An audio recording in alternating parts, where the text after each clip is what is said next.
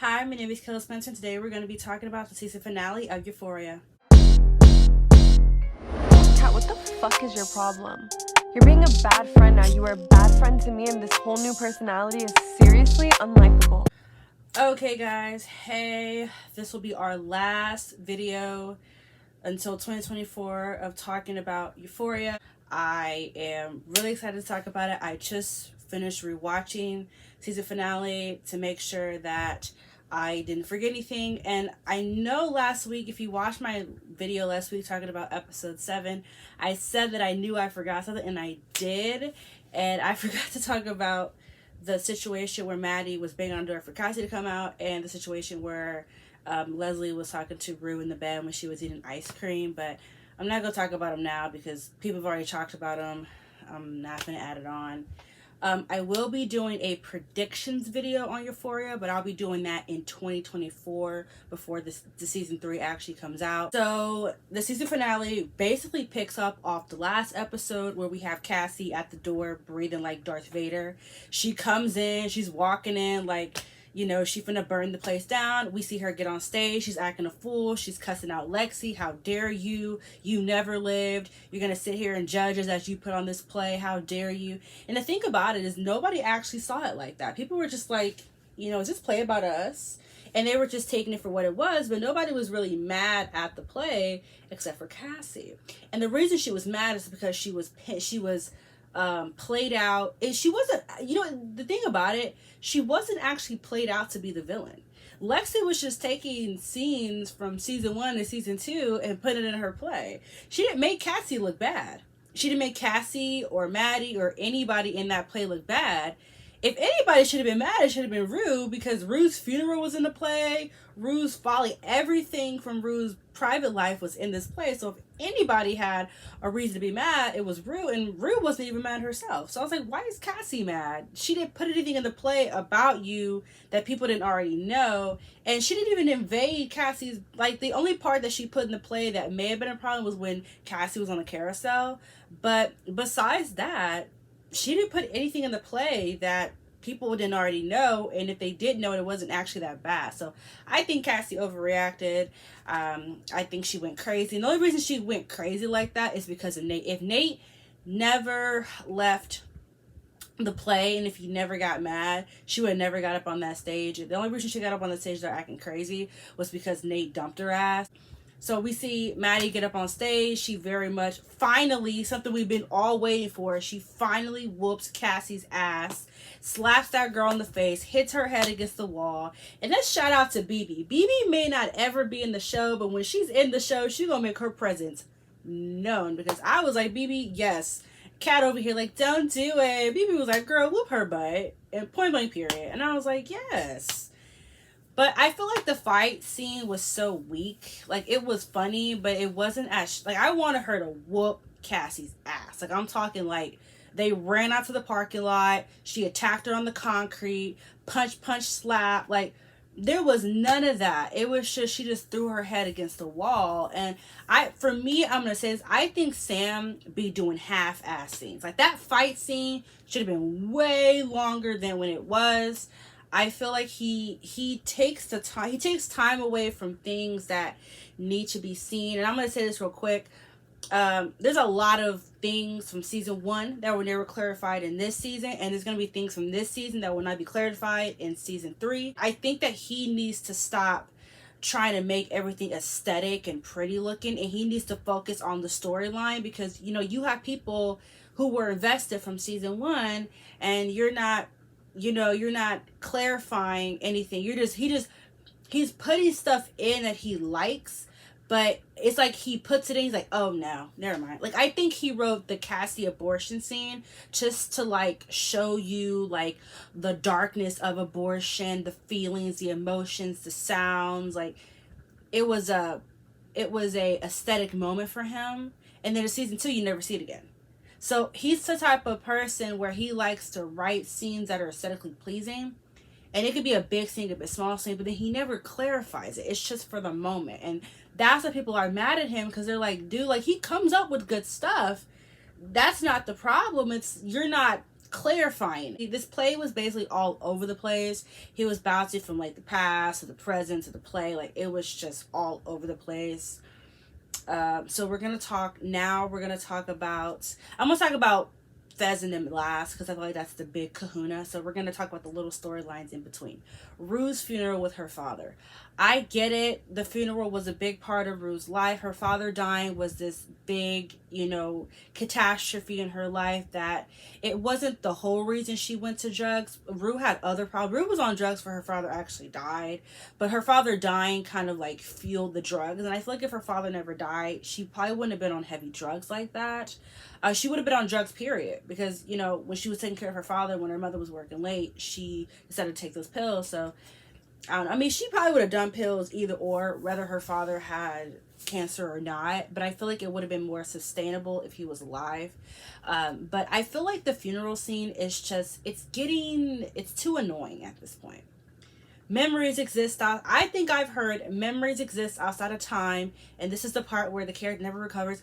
I think I've heard that at least 4 times throughout maybe season 1 to season 2. Like, he needs to stop showing that scene. Like, he keeps every episode is Rue's father. We know that she was affected by her father's death. That was clarified in season 1. Like, we knew that. So I don't know why he brought it back a second time. I feel like the scene with Labrith in the church was enough.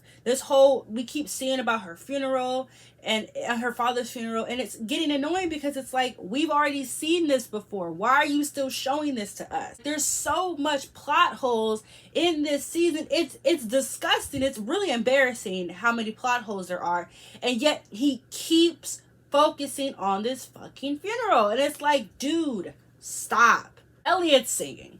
Now, I liked the song, actually. I thought the song was really catchy. It was really beautiful. It was just way too long. Even when I was watching, when I watch Euphoria, I'm not on Twitter. So I watch it, then I go to Twitter. So I actually have this thought. Twitter did not give me this thought. I remember watching it and I was like, this is really long. And this is my problem with Euphoria. Euphoria could be an hour and you really only see 30 minutes of anything. The other 30 minutes is just aesthetics, and scenes we've already seen before. It was a season finale. We needed everything to be clarified, and there was shit that still was not clarified. And him filling it up with, Elliot singing, it was just like, this was unnecessary. He should have sang 20 seconds, and they should have skipped, and that could have been that. And you want the rest of the song? Like they usually do. Like, Labrith don't sing his whole entire song. They play half of it, right? And if you want the rest, then you go listen to it on a streaming platform. Rue, she went to go see Elliot. They're not really friends again, but they're probably on that path to being friends again. We see that he's still using drugs, and we see that Rue is not. And I like how healthy Rue looks. I like how nice she looked. It was so weird to see her so clean and poised looking. It was almost strange. Like, is this even the same character? And we see that her and Jules, they don't really talk per se, but they kind of have this like resolution where Rue kisses her on the head and walks out. And that kiss could have been like, I want to get back with you kiss. That kiss could have been, I forgive you. We don't really know what that kiss meant. We see Rue when she's walking out the building and she's like, Jules was my first love. I don't remember most of our relationship because I was high all the time. So that kind of gives you the understanding of, I think that she liked Jules because Jules was different. Rue likes different. Rue likes things that she's never seen before, and Jules is one of those things. And I wonder, did she actually love Jules, or was she infatuated by Jules? Because most of the time, it's kind of like with Twilight. People feel like Edward didn't love Bella, or Bella didn't love Edward. They were just infatuated with each other. So I wonder if Rue actually liked Jules, or if it was just an infatuation. I feel like in season 3, they're going to attempt to get back together. I don't think it's going to happen. I think they're just going to remain friends. And we may see Rue get a new love interest. I don't know. I'd like to see it. When I saw the kiss, I'm not going to lie to you, I've hated both of them this whole entire season, but when she kissed her on the forehead, I was like, I want them to get together now. That kiss, it was so soft and delicate, and it held so much emotion that if they got back together, I would be kind of happy. But I feel like when they are together, they just create chaos. It's just chaos with them too. So maybe they should just remain friends and move on and let that shit go.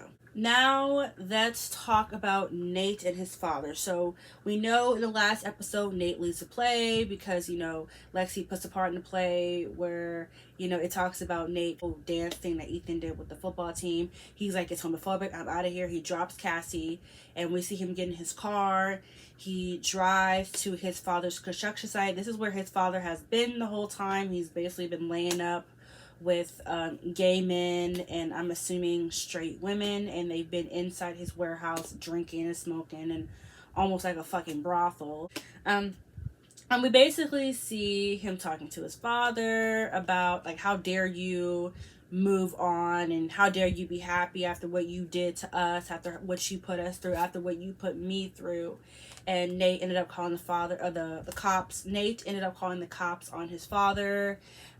He had the chip. The chip, I think, probably had Jules's on there, but it probably had, because, you know, prostitution is wrong. Wait, was it prostitution? Yeah, because these women, would it be prostitution? What did he get arrested for? Because Nate, Cal asked him, he was like, what's on the tape? And then Nate said everything. So is everything because the tapes are gone. Because when Nate opened up the drawer in I think it was the third to last episode, when he opened up the drawer, all the tapes were gone. So there's no way that he could have gotten those tapes. So I think the only thing that was on there was Jules's thing. But he didn't have any of the tapes. So I think what was on that tape was just Jules's thing. So he probably copied it. And so now, if that was Jules on the tape, now is Jules going to get brought in? That's another thing. Because he said he was going to protect Jules. But if Jules is on that tape, they're going to bring Jules in for questioning. So now she's going to get in trouble. Oh, this is going to take us down a path, child. Watch Sam not pick that up. Watch. Ooh, he pisses me off. Okay. So we have that. But Nate just mainly wanted his father in jail because he just couldn't stand the fact that his father was happy while they were all miserable. So I think him having his father in jail behind bars for probably life is going to make him feel better. But I think even then, he's still going to have problems. Nate's never going to recover from what he saw from his father. Like, it's never, to me, it's never going to be over. I think it's always going to be this lingering problem. And I don't care if his father dies, he's still going to hate him. So we had some very beautiful moments in the show where we had Lexi and Fez talking on the phone. You know, him talking about how he wanted to own a farm with some chickens and cows and stuff, and how, you know, he just kind of wants a normal life and he doesn't really think about the future much, and how he doesn't have social media and all that. And, you know, I like him and Lexi's conversations because they're so simple. They're not forced. They're not like, the writing isn't like too crazy. It's just very simple with them. And I think I like what Sam did with them. Do I think that we're going to see anything from them in season 3? Nope. Like, somebody on Twitter, they were like, I think Sam put them together because people wanted it rather than it being what he wanted. And as a writer, I'm a writer, as a book writer, a comic writer, it doesn't matter what type of writer you are, you have to do what you feel like is best for your characters. You can't really do what the fans say, because if you do what they say, then it's not going to go well. You have to do, I mean, whatever you write, they're going to be okay with. But you have to do what you think is appropriate. I didn't really picture Lexi and Fez together when I watched the first season. That never crossed my mind because they never had any interactions. But seeing them pair together and how different they were, it was kind of cute to see that. But with Fez probably going to jail right now, will Lexi be there for him through the trial? I don't know. How is she going to react? I don't know. Will he get out? I don't know. So there's a lot of things to bring up about that. I mean, he murdered someone. He didn't murder Custer, but he did murder Mouse. So is she going to stick around for that? Is she going to be that ride or die? I don't know.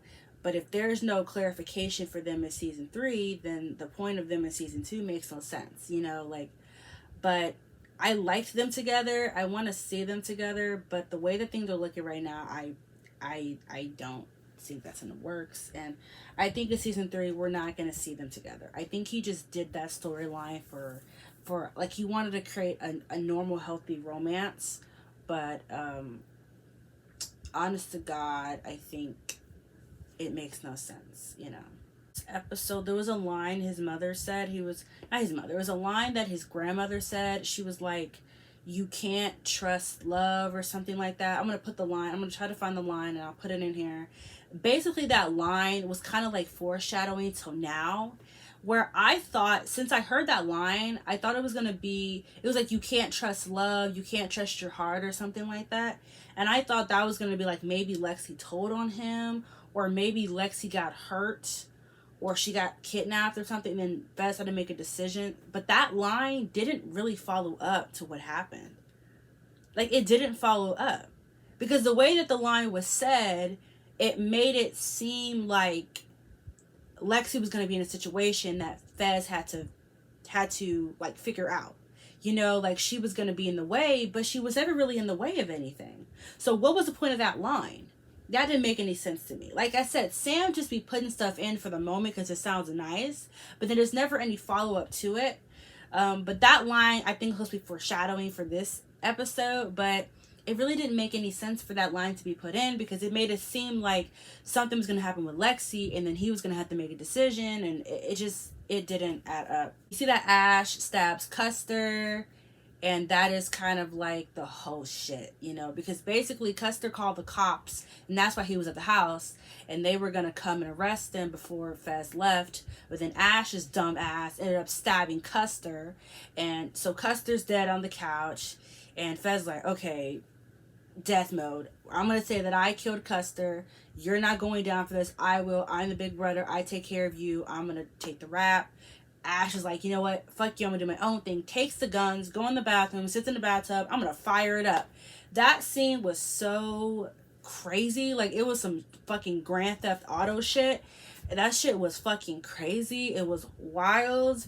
I cannot believe they killed my boy Ash. I was hoping that he would shoot up the place and then go out the window, but no, they shot this man. People have a conspiracy that maybe he's not dead, because somebody was like, if you think about in episode 1 where Fez is little and he's with his grandmother, and his grandmother beats up that guy with the bowl cut who gave them aspirin, and she actually ended up hitting Fez in the head, and for 2 months Fez was like unconscious, and he was like wondering who's gonna take care of Ash, you know, stuff like that.